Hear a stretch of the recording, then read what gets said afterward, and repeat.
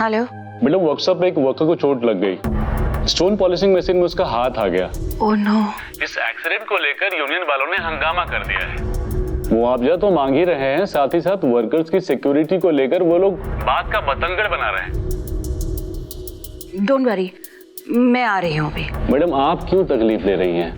Union leaders के साथ उदय जी के संबंध काफी अच्छे हैं, वे संभाल लेंगे इस मैटर को। मैं भी उनकी कोई दुश्मन तो नहीं हूं ना मिस्टर भंडारी। अच्छा, वर्कर को बहुत ज्यादा चोट तो नहीं आई? नहीं मैडम, लेकिन आप तो जानती हैं कि यूनियन के ये लोग छोटी सी बात का भी तमाशा बना के रख देते हैं। पूरे ऑफिस को घेर के रख दिया है उन लोगों ने। ठीक है, अब घबराने की जरूरत नहीं है, मैं बस पहुंच रही हूँ। जी। ठहरो भैरवी, मैं भी चलता हूं तुम्हारे साथ। सोचा ना था, जिस फैक्ट्री में मैंने खुद उदय को ट्रेनिंग दी, उसका हाथ पकड़कर उसे कुर्सी पर बिठाया। अब उसी फैक्ट्री में उसी की जिम्मेदारी संभालने के लिए मुझे जाना पड़ेगा।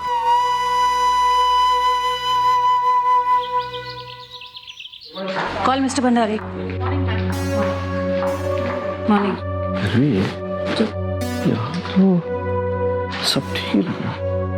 हाँ, मॉर्निंग सर। Good morning. कहाँ है वो लोग? आप लोग अंदर आइए ना प्लीज प्लीज।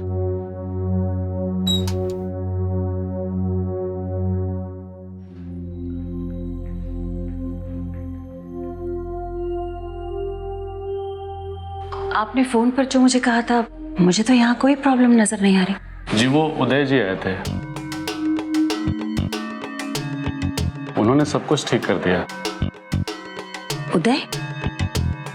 उदय को किसने बताया? वो खुद यहाँ आए थे, कह रहे थे कि कुछ निजी कारणों की वजह से उदयपुर छोड़ के जा रहे हैं वो।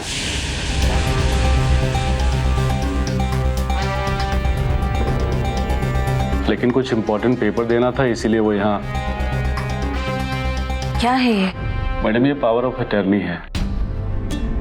उन्होंने कंपनी से जुड़े अपने सारे अधिकार और जिम्मेदारियों को पंकज जी के नाम कर दिया है। और इस पेपर में यह भी लिखा है कि आज के बाद इस कंपनी से रिलेटेड कोई भी फैसला पंकज जी ही करेंगे।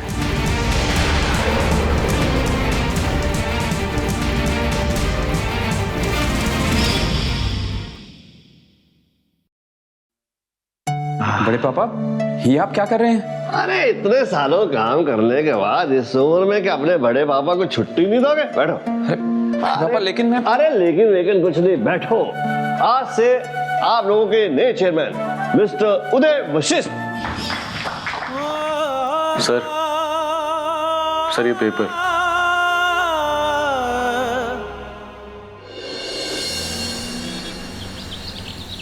इतने सालों से कितनी मेहनत की है उदय ने। अकेले अपने दम पर उसने बिजनेस को कहां से कहां पहुंचा दिया, और आज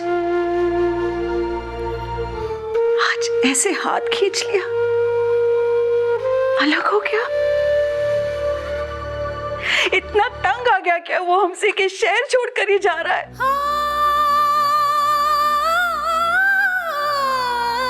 कैसे भूल सकता है उदय कि इस शहर से आज का नहीं, पीढ़ियों का रिश्ता है इस खानदान का। ऐसे कैसे भूल कर वो ऐसे। प्लीज संभालिए अपने आप को। कैसे मीनल? मॉम, अभी भी सब कुछ हाथ से नहीं निकला है। उदय घर वापस आ सकता है, मगर हाँ, अगर आप इसी तरह अपनी जिद पर अड़ी रही और कोई कदम नहीं उठाया तो हमेशा के लिए आप शायद अपने बेटे को खो देंगे। आप बस किसी तरह उदय को घर वापस लाने का इंतजाम कीजिए। ज्योति और सुधा को तो हम बाद में देख लेंगे। आप समझ रही हैं ना मैं क्या कह रही हूँ मॉम? बस मम्मा, हमें उदय को घर वापस लाना ही होगा, किसी भी तरह।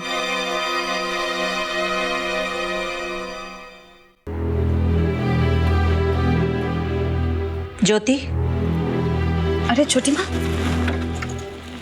आइए ना। अपने स्वार्थ के लिए जो तुमने कदम उठाया, उसका अंजाम क्या होगा इसका जरा भी अंदाजा नहीं है ना। उदय शहर छोड़कर जा रहा है।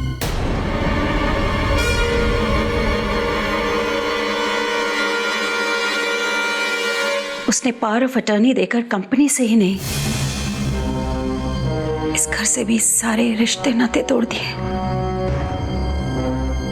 प्लीज ज्योति, इससे पहले कि संबंधों की आखिरी कड़ी भी टूट जाए, तुम जाकर मेरे बेटे को वापस लेकर आओ,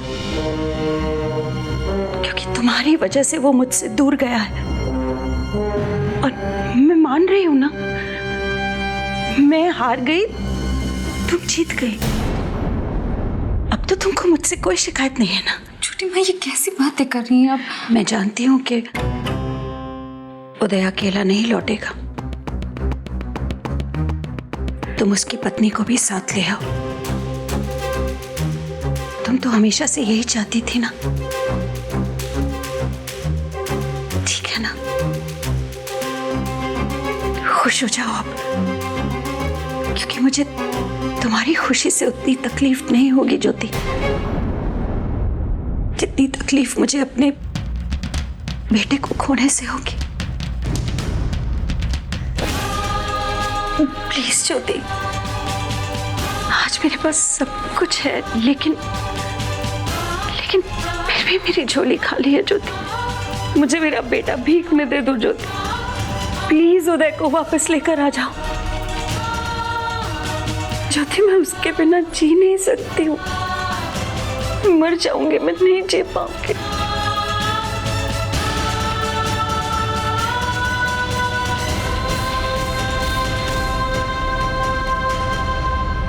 सुधा, सुधा, जल्दी से बैग पैक कर लो। बड़ी मुश्किल से दिल्ली की 2 टिकट्स मिली हैं। अगर ट्रेन्स में तत्काल रिजर्वेशन फैसिलिटी नहीं होती तो पता नहीं क्या हो जाता। ये लो, जल्दी करो।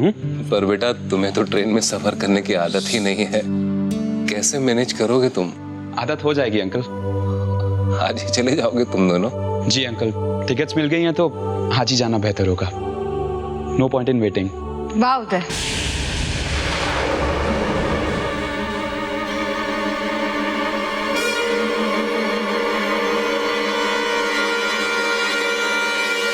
अपना घर तो तुम छोड़ ही आए,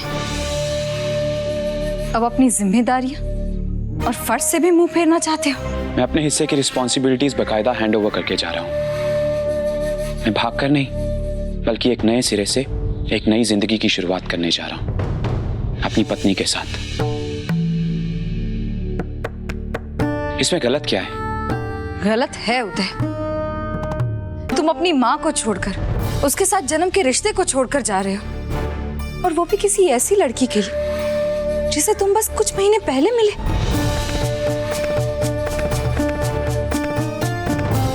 यही संस्कार है तुम्हारे?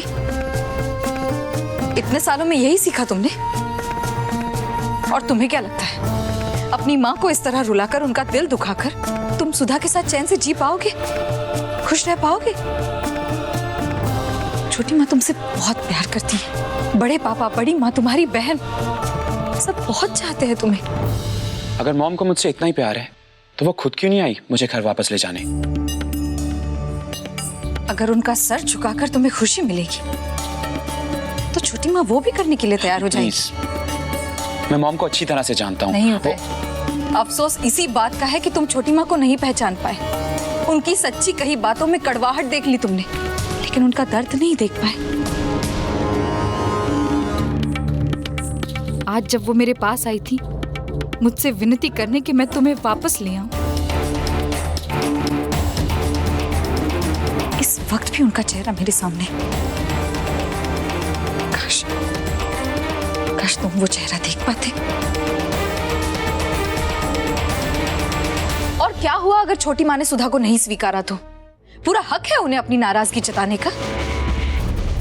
तुम सुधा को एक मौका नहीं दोगे अपनी लड़ाई खुद लड़ने का, उस घर में रहकर अपनी जगह हासिल करने का?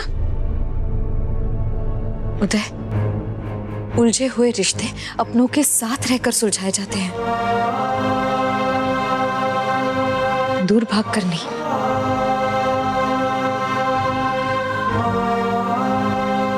तुम दोनों को वहां रहकर कोशिश करनी होगी उन सबका दिल और प्यार जीतने की।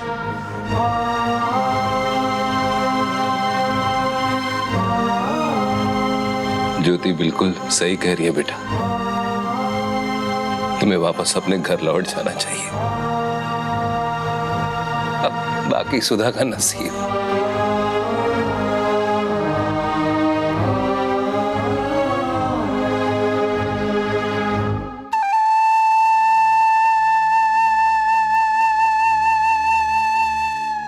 आंटी ये आप सुधा? शगुन है बेटा, मना नहीं करते। अपनी ज्योति की तरह हम अपनी सुधा की भी शादी नहीं कर पाए। कम से कम रीति रिवाज के साथ विदाई तो करने दो। हाँ बेटा, जब सास ने आगे बढ़ के खुद बहू और बेटे को घर बुलाया है तो विदाई भी अच्छे से होनी चाहिए ना। सुधी, ये तेरी माँ की निशानी है, इसे आशीर्वाद समझ कर रख ले।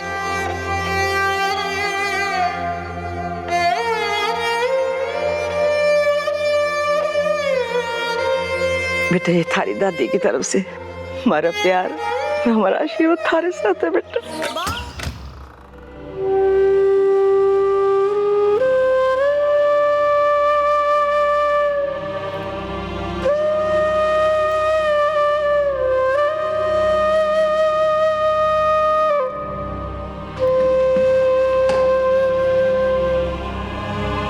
मिश्रा जी, इनका सामान कमरे में रखवा दो। जी।